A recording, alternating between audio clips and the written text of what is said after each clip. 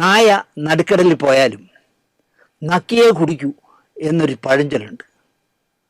സിനിമാക്കാരെ ഓർത്ത് ഉണ്ടാക്കിയതാകാം ഈ പഴഞ്ചൊല്ല് എന്നാണ് എൻ്റെ വിശ്വാസം. ഒരു ഉടുപ്പും ഒരു മുണ്ടും ധരിച്ച് സംഗീതം പഠിക്കാൻ പോയ കലാകാരനെ ദൈവം വാരിക്കോരി കൊടുത്ത് ശതസഹസ്ര കോടീശ്വരനാക്കി മാറ്റി. അത് നമ്മുടെ മുന്നിലുണ്ട് ഇല്ലേ?